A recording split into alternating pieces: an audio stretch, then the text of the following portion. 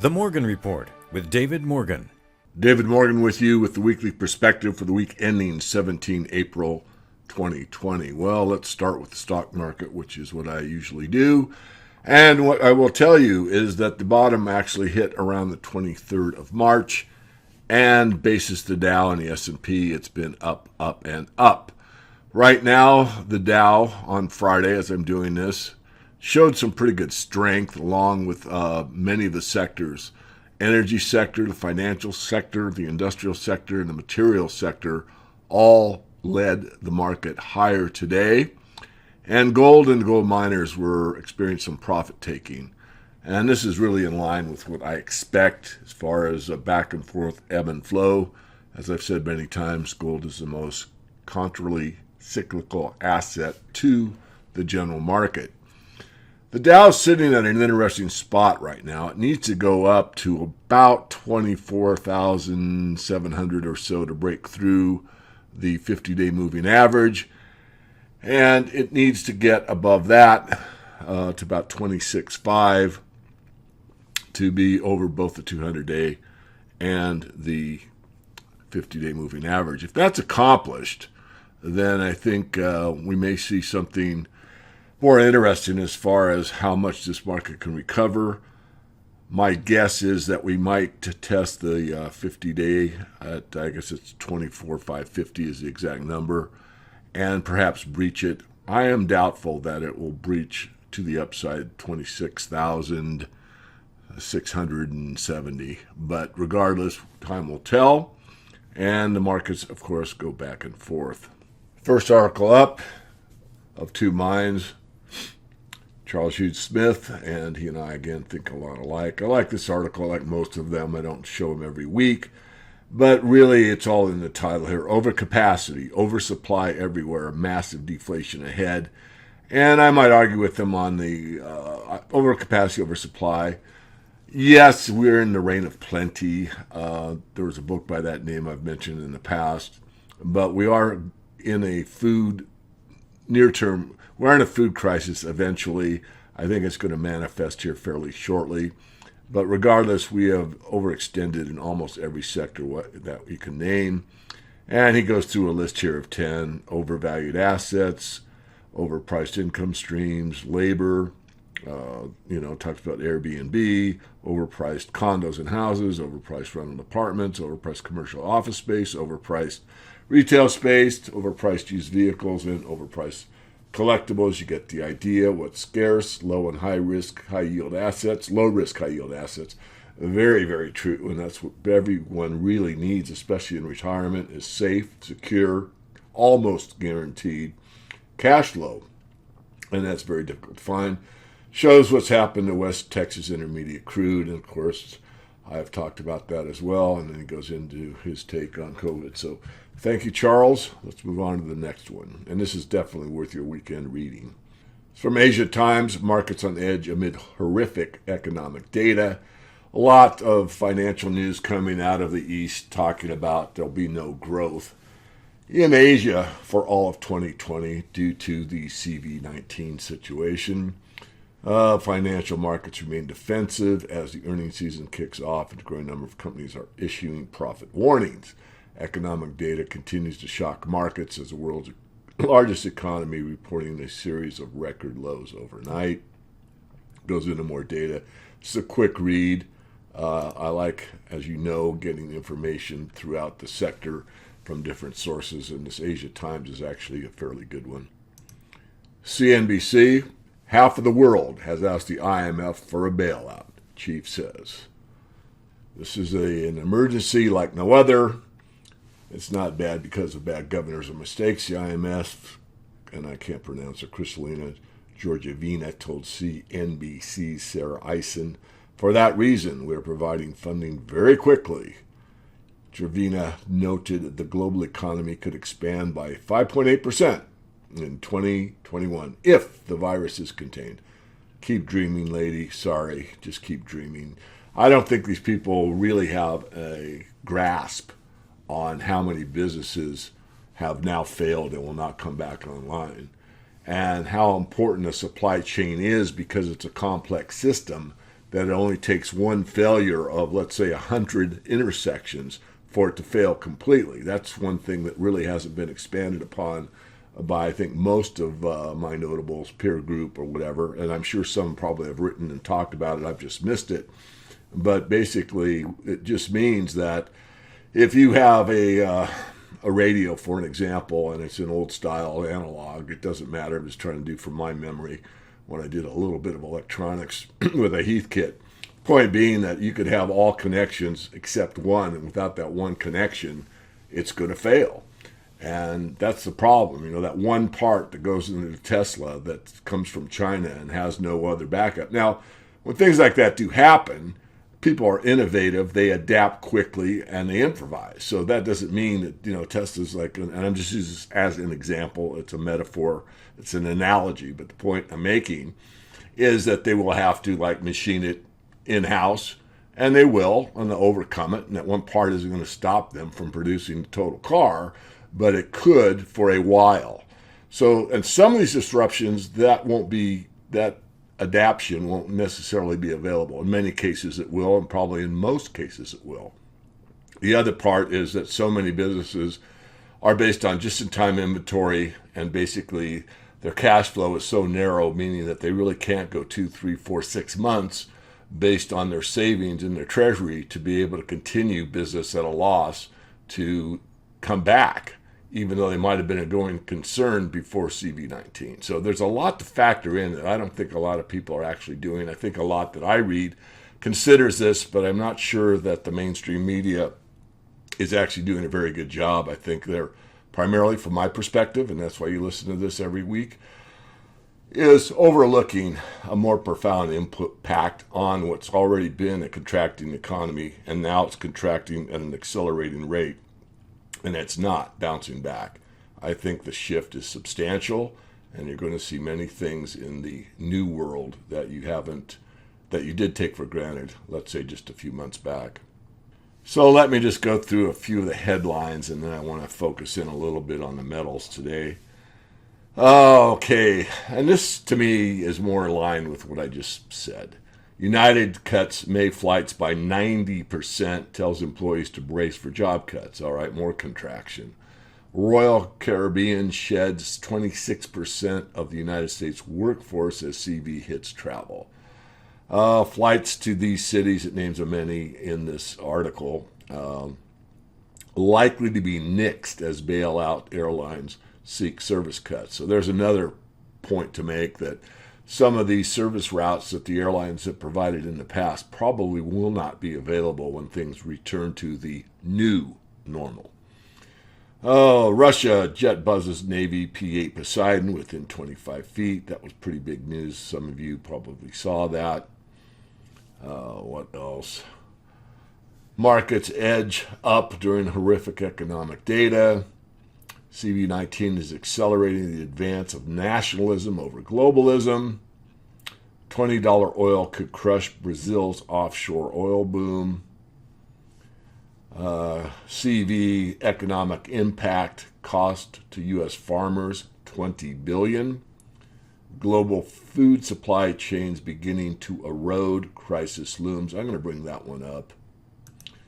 So here we are, I just read you the headlines. As the CV continues to infect more and more people, food supply and chains have started to become more strained in recent days. It was announced yesterday the world's biggest pork producer is closing a primary U.S. plant indefinitely after a CV outbreak amongst employees. Smithfield Foods will halt its pork production facility in South Dakota.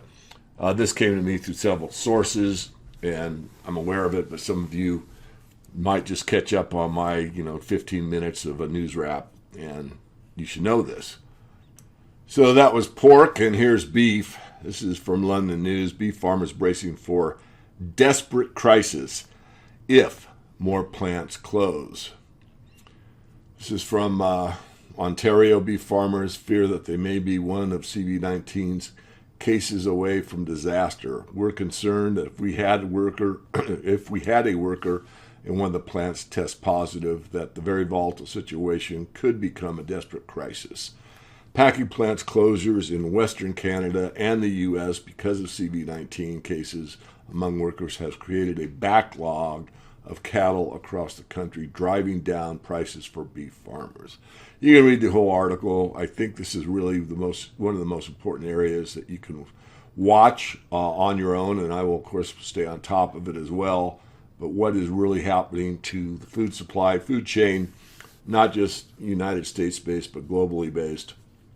And I think the best thing that I could suggest is start looking at alternatives to the way you actually obtain food. It does grow out of the ground, and I know a lot of you don't have access to, acres of land or whatever. But as I said on a recent interview, when quote unquote Russia failed, and North Korea was wholly dependent on subsidies or being subsidized by Mother Russia, that stopped. Many people starved. Cuba was also dependent, but the leadership of Cuba said anywhere that there's any dirt available, grow food, and they did.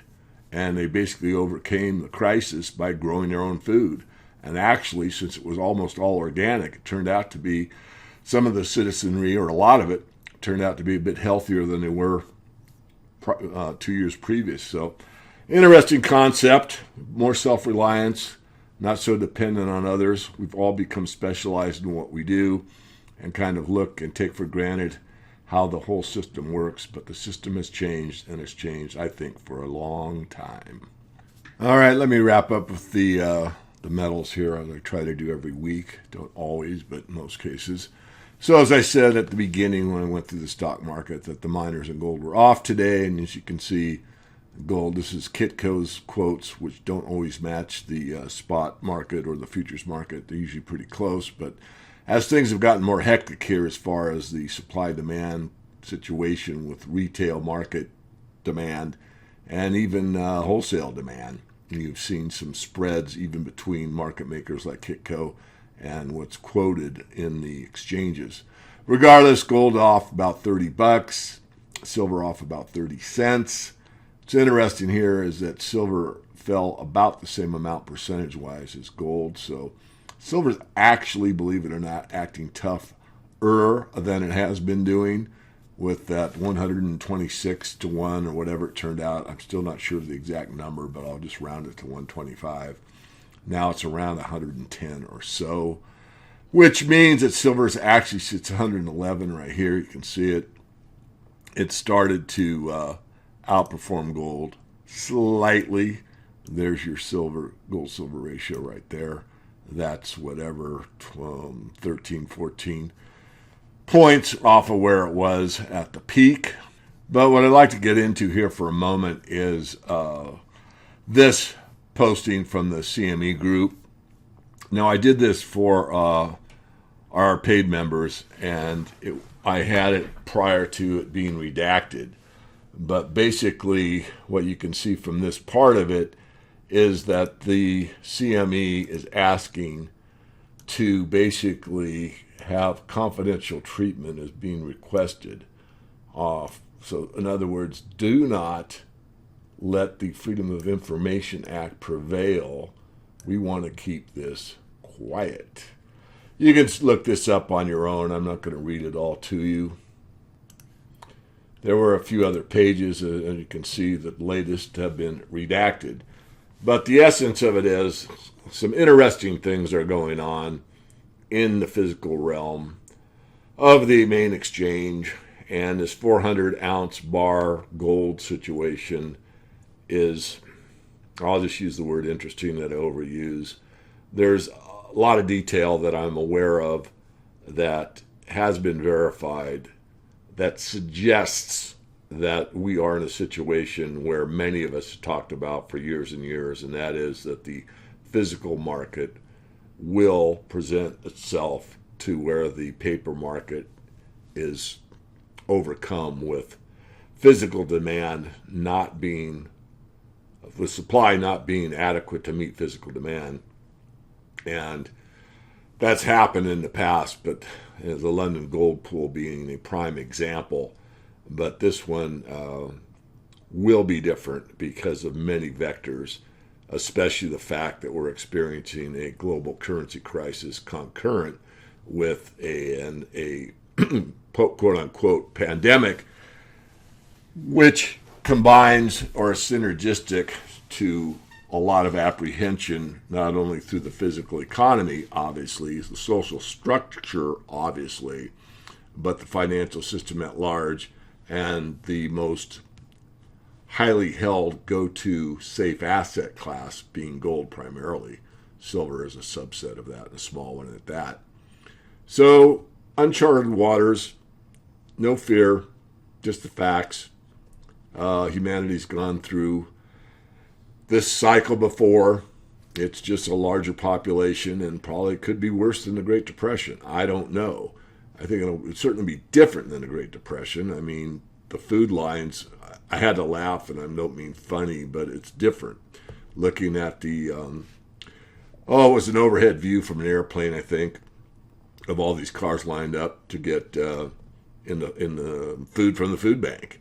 And of course, in the 30s, people actually, were right behind each other in line. Of course, you can't do that with the social distancing that's required, and I understand that. But I just find it funny that you drive your car to get your food handout, whereas in the past that was, there weren't even not that many people owned cars in the 30s. But regardless, enough of my jibber jabber. I hope you enjoyed it. I hope this was useful. And I will say, there is nothing more powerful than the truth, and seek it out. None of us has an absolute on all of it. There's a lot of gray areas, but there are absolutes as well. And one of the absolutes is that we really do, as humanity, need to care about each other. And when we do, we certainly have a better life than when we're totally self-centered. So I'll leave it at that this week. I will be back with you next week. And I will be doing a few more webinars on, let's say, larger platforms that were available only by stage. For example, The Money Show, which is a large one, and it's a all-encompassing investment platform. It's not just a resource conference. So I'll be doing that. So be sure you're on the free letter, the one on the morganreport.com, the free newsletter. And of course, I'll keep you posted by that, and of course probably on these updates as well. But the email service is the best, because normally we will announce it once or twice, and then the day of we'll send out usually 2 emails for those people that want to tune in or at least get access to the replay. That's it for this week. I will be back with you next week.